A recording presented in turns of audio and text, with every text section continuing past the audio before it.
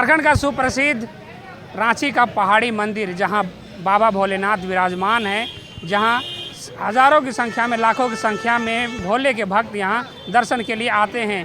झारखंड ही नहीं, रांची ही नहीं, दूसरे राज्यों से भी जो शिव के भक्त हैं वो यहां आते हैं, दर्शन के लिए आते हैं। लेकिन फ़िलहाल ये पहाड़ी मंदिर चर्चा का विषय बना हुआ है। चर्चा का विषय इसलिए बना हुआ है क्योंकि जो भी भक्तगण यहाँ आते हैं वो अपने श्रद्धा अनुसार बाबा को दान देते हैं, और जितने भी शिव के भक्त हैं वो बाबा के यहाँ दान स्वरूप कुछ पैसा, कुछ रुपए और भी कुछ देते हैं, जिसे लाखों नहीं करोड़ों रुपए यहाँ दान के रूप में, चंदा के रूप में एकत्रित होता है। उसी पैसा पे किसका कब्जा होगा, कौन उसका नियंत्रण करेगा, इसी को लेके यहाँ पे लड़ाई चल रहा है। फिलहाल दो गुट यहाँ पे मौजूद है। एक गुट का नाम है पहाड़ी मंदिर विकास समिति, जो पहले से समिति के रूप में विराजमान है, और वहीं एक झारखंड राज्य हिंदू न्यास बोर्ड के द्वारा एक नवगठित समिति है। आज नवगठित समिति के द्वारा यहाँ पे पदभार ग्रहण करने के लिए आया हुआ था, जिसका विरोध जो है वो पहले से मौजूद झारखंड पहाड़ी मंदिर विकास समिति के द्वारा किया गया।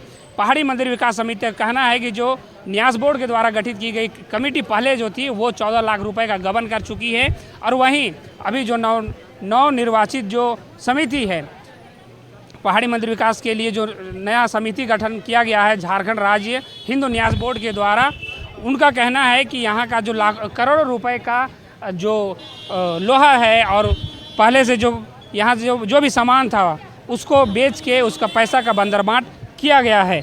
इसी के लिए यहाँ लगातार जो है वो विरोध चल रहा है। अब देखना ये होगा कि कौन इस पहाड़ी मंदिर के विकास कार्यों को आगे बढ़ाता है, कौन यहाँ पदभार लेता है और कौन यहाँ पहाड़ी मंदिर को चलाने का जिम्मा लेता है। ये सबसे बड़ी बात है। आप देख रहे हैं जैसे विजुअल के माध्यम से कि दोनों समिति के बीच में तू में हो रही है। एक समिति यहाँ पे बैठ के विरोध कर रहा है, वहीं दूसरी समिति पदभार ग्रहण करने के लिए आई थी लेकिन पदभार ग्रहण नहीं कर पाई। ये सबसे बड़ी बात है। अब देखना ये होगा कि क्या कुछ होता है। हालांकि दोनों पक्ष जो है वो अपने आप को भोले का सबसे बड़ा भक्त बता रहे हैं और ये आरोप लगा रहे हैं कि पैसा जो है, जो यहाँ चंदा के रूप में करोड़ों रुपए आता है चंदा के तौर पे, उसका बंदरबांट नहीं होने देंगे। यही बात निरंतर हो रही है।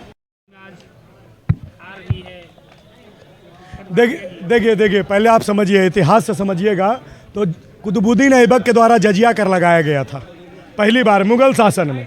ब्रिटिश काल में भी 1817 में मंदिरों पे टैक्स वसूलने का नियम लगाया गया था। भारत सरकार में भी 1959 में सभी मंदिरों पे टैक्स लगा दिया गया। लेकिन आर्टिकल 19 हमें अभिव्यक्ति का आज़ादी का स्वतंत्रता देता है कि हम लोग आज़ाद हैं, अपना विषय अपना रख सकते हैं। वही आर्टिकल 25 से लेकर के 28 तक में क्या विषय देखता है कि कोई भी धार्मिक विषय को लेकर के कोई सरकारी स्कूल में पूजा नहीं होगा, सरकारी स्कूल में पढ़ाया नहीं जाएगा, और भी बहुत सारा विषय है। 25 से 28 आप लोग देख लीजिए। आर्टिकल 19 के तहत हम लोग यहाँ बैठे हुए अभिव्यक्ति का आज़ादी को लेकर के हम लोग का एक गो मांग है कि केवल मंदिर ही टैक्स देगा क्या, और भारतवर्ष में केवल हिंदू ही सबसे सॉफ्ट टारगेट है क्या, केवल मंदिर के दान पेटी पे ही सरकार की नज़र रहेगी क्या, कि मंदिर के पैसे ही देश के विकास होगा क्या। चीनी से लेकर के टूथपेस्ट से लेकर के मोटरसाइकिल, कार, एरोप्लेन में बैठने, हर चीज़ में टैक्स देते हैं हम लोग। एक एक चीज़ में टैक्स देते हैं। पूजा करने में भी टैक्स देते हैं। भगवान की पूजा जो करने जा रहे हैं उसमें भी सरकार को हम लोग टैक्स दे रहे हैं। इसका विरोध करने का अधिकार हमको नहीं है क्या, कि 195 देशों में से मात्र एक देश भारत, जिसको हम लोग हिंदू राष्ट्र मानते हैं, लेकिन संविधान उसको भी सेकुलर देश बोलता है। चलिए ठीक है, कोई समस्या नहीं। एक भी हिंदू देश अपने ही देश में अपने मंदिर में पूजा करने के लिए भी सरकार को टैक्स देना पड़ता है। दान पेटी में जो हम लोग पैसा दान करते हैं मंदिर के लिए, उसका विकास मंदिर के लिए कम और देश के लिए ज़्यादा होता है। ठीक, चलिए स्वीकार है, हमको कोई समस्या नहीं। लेकिन आप अन्य जो है, जो आप बोलते हैं हिंदू, मुस्लिम, ईसाई सब भाई भाई, तो मस्जिदों से टैक्स लेते हैं क्या? आप है आपकी औकात? क्या आप लोग गिरजाघरों से पैसा मांगते हैं क्या? है आपकी औकात? नहीं। ऊपर से हम लोग सारे नियमों का पालन करके पहाड़ी मंदिर में बैठते हैं। फिर यहाँ एक नया कमेटी 2 साल पहले गठित हो जाता है, जिसका जो सेक्रेटरी है वो राकेश सिन्हा जी को बनाया जाता है। राकेश सिन्हा जी को बनाया जाता है। और मंदिर का कमेटी का क्या नियम था, 1 रुपया भी जो खर्च होगा, पहले तो डीसी के सामने, जब भी दान पेटी खुलेगी डीसी के सामने मजिस्ट्रेट की नियुक्ति होती थी। मजिस्ट्रेट के सामने 1-1 रुपया जो है गिनती होता था। सारा चीज़ पारदर्शी था।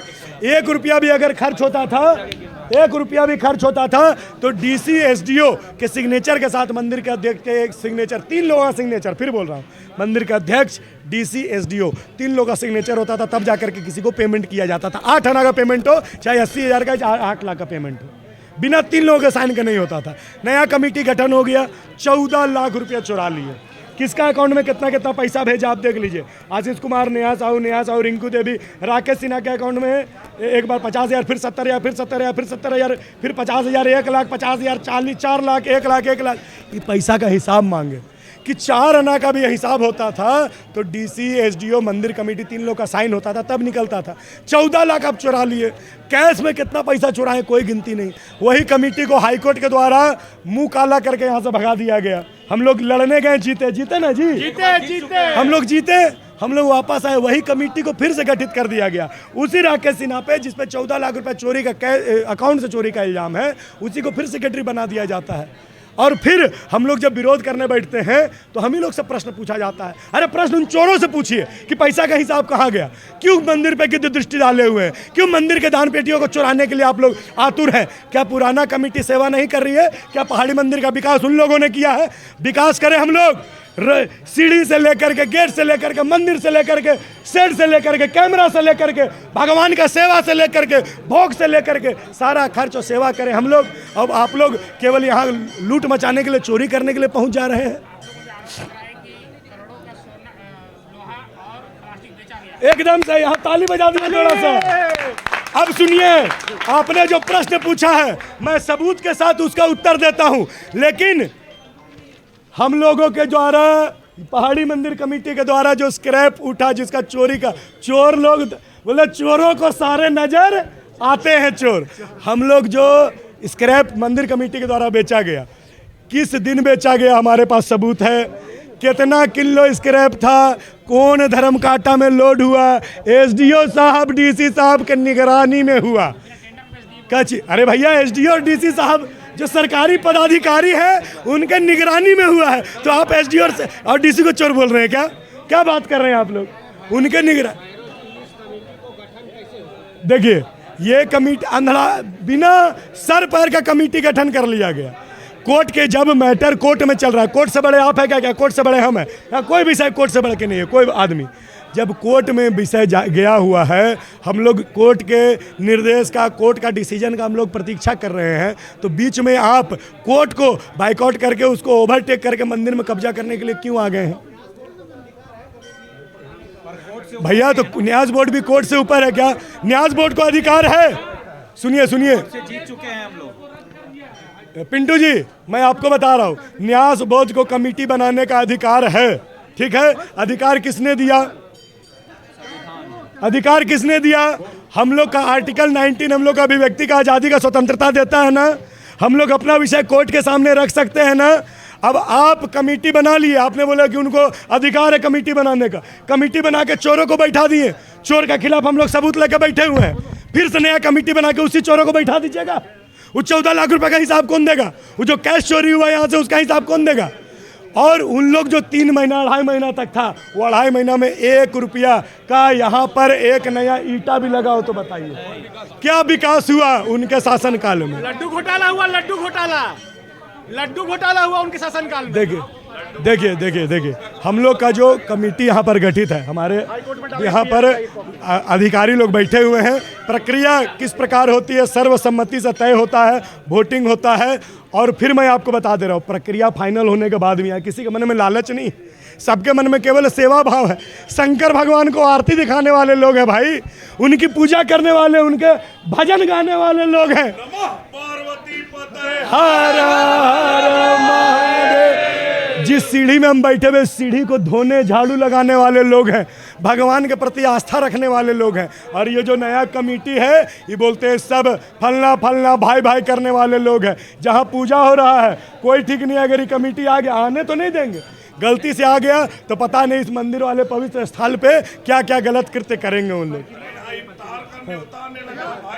देखिए, इसी मंदिर में वो कमेटी आते साथ इफ्तार पार्टी का न्योता आता है। कोई बड़ा बात नहीं है कि ये कमेटी आ गया तो मंदिर में भी इफ्तार पार्टी होना शुरू हो जाएगा। सुनिए, हमारे यहाँ पर अभिभावक बैठे हुए हैं, जो प्रोसीजर है कमेटी गठन का प्रोसीजर के बारे में इनसे आप पूछ सकते हैं प्रश्न। कमेटी आप पे आरोप लगा रही है, आप उस पे आरोप लगा रहे हैं, तो किस पे भरोसा करें? वो भी जिनके पास सबूत है, जिनके पास सबूत है। कौन सबूत लाइए, हम ला रहे, आप इल्जाम लगाइए, मैं जवाब देने के लिए यहाँ बैठे हुए हम लोग। आप इल्जाम लगाइए और वो लोग आ रहे हैं, उनसे प्रश्न पूछिए, उनसे प्रश्न पूछिए, उनके पास सबूत है। अब उनके हम लोगों ने जो लाल छन्नी लगाया सबूत है, उद्रोही है, चोर है, प्रमाण है, अकाउंट का ट्रांजैक्शन है। आ गई है पदभार ग्रहण करने के लिए। अब उन लोग अंदर घुस रहे थे, हम लोग रोकते तो बोलते शंकर भगवान का पूजा करने के लिए रोक दिए। अब देखिए शंकर भगवान भोले बाबा हैं, बाबा का भक्त सब लोग हैं, पंडित पुजेरी सेवकिया लोग भी है, चोर लोग भी भक्त है। अब वो तो भोले बाबा है, जो आता है उसको आशीर्वाद दे देते हैं। चोरवन भी आशीर्वाद लेने गया हुआ है। हाँ भैया मंदिर